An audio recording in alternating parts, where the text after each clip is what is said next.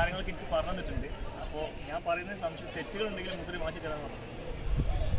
അപ്പോൾ ഇവിടെ ടോട്ടലായിട്ട് 12 ഇതുപോലത്തെ സോളാർ പാനലുകൾ വെച്ചു. അതിൽ ഓരോ സ്ട്രിങ് 18, 19 സ്ട്രിങ്, അതാണ് ഇതിൻ്റെ ഫിക്സിങ് ഇൻസ്റ്റാളേഷൻ 18 പാനലുകൾ വെച്ച് കൊടുക്കുക. എന്നിട്ട് അതിൽ നിന്ന് കണക്ഷൻ അങ്ങനെയുള്ള 18, 19, 6 സ്ട്രിങ്ങുകളാണ് ഇത് ടോട്ടലാക്കിയിട്ട് ഓരോ പേര് പ്ലസ് മൈനസ് നേരെ നമ്മൾ അവിടെയുള്ള ഡി ബിയിലേക്ക് ആ ഡി ബിയിൽ അവിടെ പ്രത്യേകം വേറെ കാണിച്ചു തരാം. ഒരു സിമ്പിൾ കാര്യമായിട്ട് ഒരു ഡി ബിയിലേക്കാണ് കണക്ട് ചെയ്യുന്നത്. ആ കേബിളുകളൊക്കെ പോകുന്നത് ഇതാണ്. അപ്പോൾ നമ്മൾ കേബിൾ ട്രേ ചെയ്ത പോലെ ഒരു കേബിൾ ട്രങ്കിങ് ചെയ്തിട്ടുണ്ട്. നമ്മൾ ട്രാൻസ്ഫോമറിനൊക്കെ വലിയ 1000 kVA ട്രാൻസ്ഫോമറിനൊക്കെ നമ്മൾ വെക്കുന്ന നമ്മൾ കണ്ടിട്ടുണ്ട്. അതുപോലെയുള്ള ചെറിയൊരു ട്രങ്കിങ് ചെയ്തിട്ട് ഇതിലൂടെ കേബിൾ ചെയ്ത് അങ്ങോട്ട് കൊണ്ടുപോകും. അപ്പോൾ ഇങ്ങോട്ട്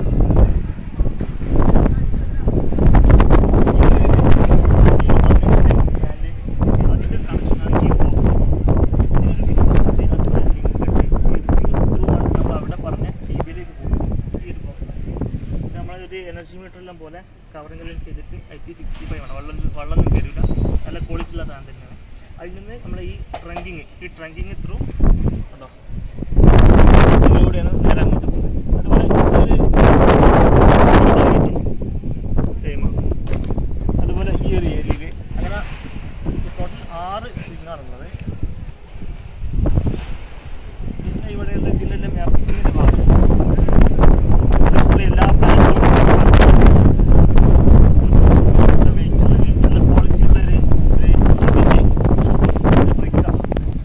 ഇതിലാണ് ഫിക്സ് ചെയ്തിട്ടുള്ളത്.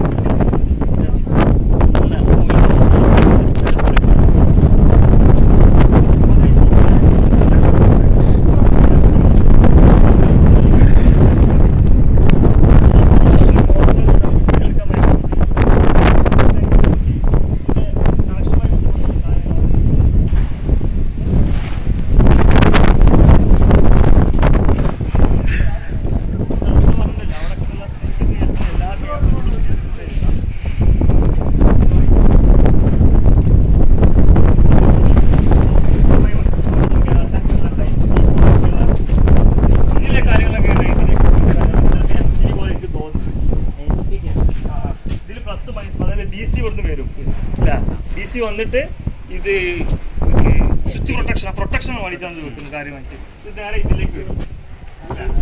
ഇത് ഇൻവെർട്ടർ, അതായത് DC-നെ AC ആക്കി മാറ്റുന്നത് അല്ലേ, അതല്ലത് എനിക്കറിയാലോ. DC-നെ AC ആക്കി മാറ്റുന്നത് ഇത് വൈകിട്ട് കേബിൾ ഇല്ല, ഇതിൻ്റെ മെയിൻ കേബിൾ ഇതിലേക്ക് വരും. AC ഡിസ്ട്രിബ്യൂഷൻ ബോർഡ്, അതായത് ഇതിൽ വന്നു കഴിഞ്ഞാൽ AC സപ്ലൈ ആയി. ഇനി ഇതിന് നേരെ പോകുന്നത് നമ്മളെങ്ങോട്ടാണ് ഫാൻ ബോർഡിലേക്ക്. ഇതിൻ്റെ അതായത്